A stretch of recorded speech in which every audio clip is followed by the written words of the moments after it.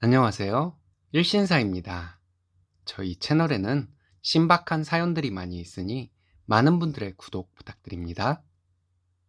이번 사연은 자식들에게 매번 상처를 주면서도 피해자 코스프레만 하는 친정엄마를 정신이 번쩍 들게 해주었다는 분의 사연인데요. 함께 보시겠습니다. 얼마 전에 본인이 희생을 하고 참고 사는 것으로 믿고 있는 친정엄마에게 요즘 말로 팩트 폭행을 했습니다. 엄마는 받아들이기 힘들 거예요. 앞으로 한동안 친정의 발걸음을 끊을 생각입니다. 제 마음이 풀려서 친정에 가게 되면 엄마가 거짓말을 할 때마다 엄마가 마음 아파하더라도 팩트를 계속 알려주려고 합니다. 보통 남편이나 시댁에 대한 얘기를 많이 하는데 친정엄마 얘기라서 마음이 좀 복잡하네요. 낳아주고 키워주신 분에 대해 안 좋은 얘기를 하는 것이 내가 배은망덕을 하는 것 같은 느낌 때문인 것 같습니다. 그래서 하소연할 데가 없는 것 같습니다. 그래서 이렇게 익명의 힘을 빌려 하소연을 하고 있네요. 친정엄마 때문에 가슴이 답답한 적이 많았습니다. 50이 다 되어가는 나이에 엄마의 모성을 의심하게 되니 복잡한 심경이 이루 말할 수 없더군요. 모성은 본능이라 누구나 공통적으로 가지고 있는 줄 알았거든요. 그런데 자꾸 의심이 들고 어떻게 엄마가 자식에게 저런 행동을 할 수 있나 하는 실망감이 생기니 마음이 불편했습니다. 저희 엄마가 모성이 부족한 사람이라 치더라도 저를 낳아주고 키워주신 분이라는 사실은 변함이 없죠. 저희 어머니의 문제점 중 하나는 자식에게 심하게 의존하려 한다는 것입니다. 출가한 자식들을 필요할 때 마음대로 부를 수 있다고 생각하는 분이었습니다. 딸인 제가 엄마 같은 사람이 되어주기를 원하는 것 같기도 하고 엄마 앞에 장애물을 모두 치워주는 히어로가 되어주기를 바라기도 합니다. 저희 엄마는 항상 외로운 분입니다. 항상 저에게 너는 나의 절절한 외로움을 모른다. 이렇게 말씀하시며 고통스럽다고 하시지만 저는 과연 우리 엄마가 외로움이라는 것이 뭔지는 알까? 하는 생각이 들곤 합니다. 외롭지 않으면서 외롭다고 거짓말한다는 의미가 아니라 외로움이라는 것을 느끼기에는 저희 친정엄마의 정신세계가 낮아 보입니다. 엄마와의 대화 중에 인간은 누구나 외로워 와 같은 일반적인 얘기를 하면 저는 그날 엄마의 의도를 거스르는 천하의 못된 딸이 되었죠. 엄마의 의도를 거스르지 않으려 노력을 하지만 가끔은 엄마의 의도를 잘못 캐치할 수도 있는 것인데 그렇게 될까봐 항상 두려운 마음으로 엄마를 대해야 했습니다. 저희 엄마는 스스로 자존심 하나로 버텨온 인생이라 말씀하십니다. 그런데 저희 엄마는 자존심이 정확히 무슨 뜻인지 모르는 분이세요. 누군가 나를 만나면서 옷을 갖춰 입지 않고 나와서 자존심이 상했다. 자식이 선물을 주면서 고작 목욕용품이나 스카프 따위를 던져줘서 자존심이 상했다. 너무 외롭고 힘들어서 신경정신과에 가보고도 싶지만 자존심이 상해서 못 가겠다. 하는 분이십니다. 제가 아는 상식으로는 자존심과는 상관없는 일에 자존심을 가져다 대고 계시고 속상해합니다.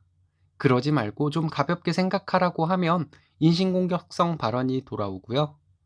저희 엄마는 큰아들과 10년 넘게 의절한 채 지내고 있어요. 별것도 아닌 일로 사이가 틀어졌는데 오빠네가 사과드리고 관계를 풀어보려 해도 엄마는 성에 차지 않는다고 번번이 오빠의 사과를 거절했습니다. 그때도 저희 엄마는 자존심을 내세웠습니다. 내 자존심은 어떡하라고 그렇게 어물쩍 대충 넘어가려고 하냐고 하셨어요? 저는 딸로서 개거품을 물고 큰오빠네 특히 큰올케를 욕했어야 했는데 그렇게 하지 않았다는 이유로 엄마로부터 비난과 원성을 샀었습니다. 잘못도 없는 올케를 욕할 수는 없잖아요. 그런 와중에 중재하려고 했던 저는 무조건적으로 엄마 편이 되지 않았다는 비난을 엄마로부터 들어야 했습니다.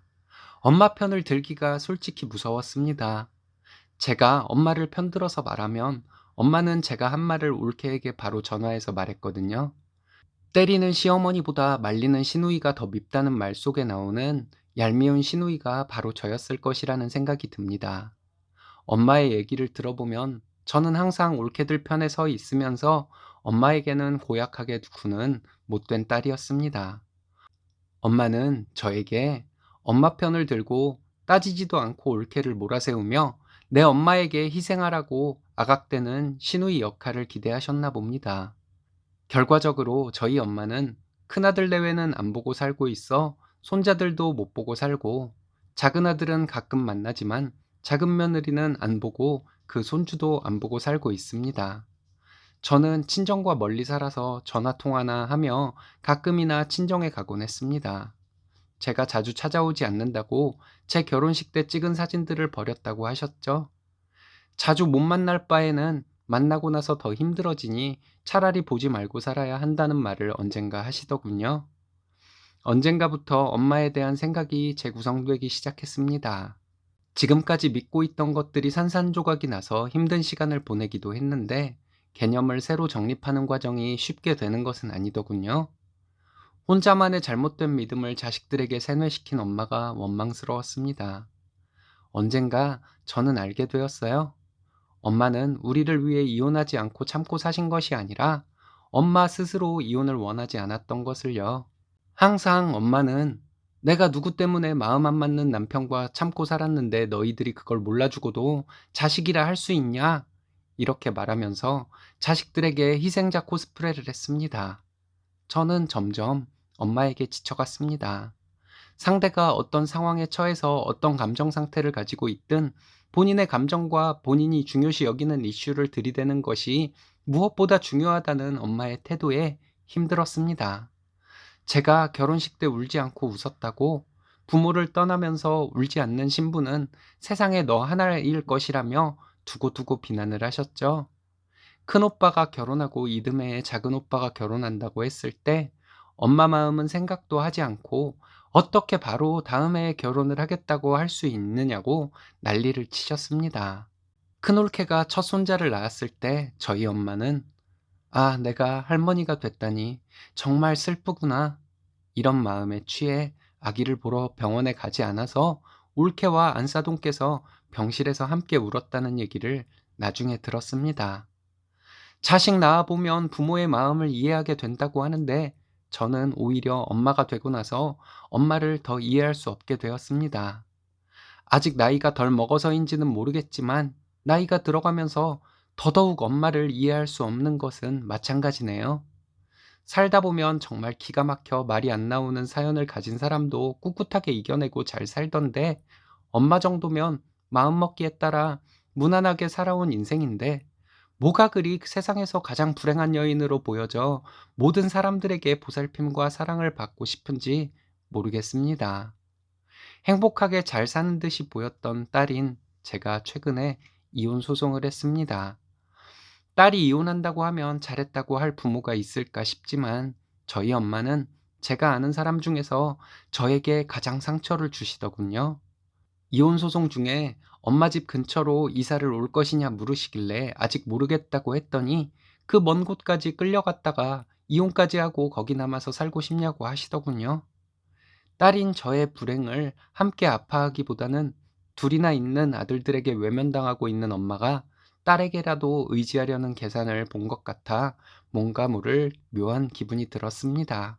그 이후에 엄마에게 연락을 하면 너만 아니면 내가 살겠는데 너무 힘들다, 왜 노력해보지도 않고 이혼을 하느냐 하며 저를 원망하셨어요. 18년을 노력했는데 왜 알지도 못하시면서 이런 막말을 하시는지. 결정적으로 엄마는 땡땡이도 이혼하게 될 텐데 그게 문제다, 이러셨습니다. 10대인 손녀에게 그게 할 말인가요?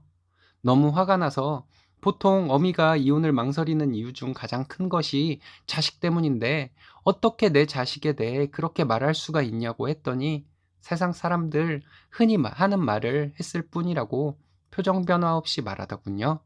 남의 일에 아무렇게나 떠들어대는 세상 사람들하고 엄마가 같아도 되는 것이냐고 했더니 제가 너무 예민해서 힘들다고 피해자 코스프레를 했습니다. 이혼 가정에서 자란 아이가 나중에 이혼 예정자라면 나는 왜 자식들은 안중에도 없고 본인만 우선인 엄마 밑에서 자랐는데 이렇게 자식을 위할 줄 아는 엄마가 된 것이겠냐고 했습니다. 엄마는 항상 아빠를 흉봤지만 아빠는 엄마가 자식들 앞에서 아빠를 흉봐서 자식들과 관계가 멀어진 것을 알면서도 참고 묵묵히 일하며 사셨다고 말했습니다. 엄마로 인해 상처받은 아빠, 오빠들, 올케들의 마음은 이제 어떻게 해도 되돌릴 수 없을 것이라고 말했습니다. 처음으로 이렇게 대놓고 얘기를 했던 것이고 엄마도 처음으로 진실과 마주하는 순간이었을 거예요. 엄마는 계속 본인이 피해자라는 주장을 펼치더군요. 제 딸아이가 엄마, 할머니는 불쌍한 사람이고 싶은 것 같아. 이렇게 말하는데 이렇게 어린아이도 엄마의 본 마음을 꿰뚫고 있는데 엄마만 잘 모르고 있다고 말했습니다. 누가 뭐래도 엄마는 엄마만을 위해서 살아온 사람이고 앞으로도 그렇게 살 것이고 그로 인해 상처받은 자식들은 아무리 자식이어도 엄마를 옆에서 살펴주기 힘들 것이라고 말했습니다. 멀리 살지만 엄마를 위해 최대한 자주 찾아오던 이 딸도 이제는 자주 찾아오지 않을 것 같다고 했습니다. 엄마는 이해가 안 갈 정도로 이기적이고 자식에 대한 애정도 없는 오로지 자신밖에 모르는 사람이라고 말했습니다. 자식들 마음을 갉아먹고 오히려 해를 끼치는 사람인데 나도 이제 못 견디겠어서 엄마를 멀리하려고 한다 말했어요. 이혼 소송은 잘 되었고 지금까지 친정에 가지 않고 있습니다. 전화도 거의 안 했고요. 억지로 엄마와 거리를 좁히려고 하면 병 생길 것 같아서 이렇게 하고 있습니다. 흔히들 말하는 적당히 상대하고 적당히 거리를 두는 것이 어떤 것인지 몰라서 방황하는 중인 것 같습니다. 제가 어떻게 해야 할지를 모르겠습니다. 저도 엄마로부터 이제야 독립해 나오는 과정이라 혼란스러운 것인지도 모르죠. 혼란스러운 마음을 적으며 마음의 정리가 좀 되네요. 여러분들께서 제 글을 읽으시며 공감해 주시면 많이 위로가 될 것 같습니다. 비슷한 일을 겪으신 분이 있으시면 경험을 공유해 주셔도 위로가 많이 될 것 같아요. 감사합니다. 세상에는 이기적인 부모도 많은가 봅니다. 스니님께서 할 말 잘하신 것 같습니다. 여러분들의 조언이 많이 필요한 사연인 것 같은데요. 오늘의 사연은 여기까지입니다. 재밌으셨다면 좋아요, 구독 부탁드려요. 일신사는 여러분들의 사연으로 제작됩니다. 많은 사연 제보 바랍니다. 여러분들의 사연은 아래 메일 주소로 부탁드려요.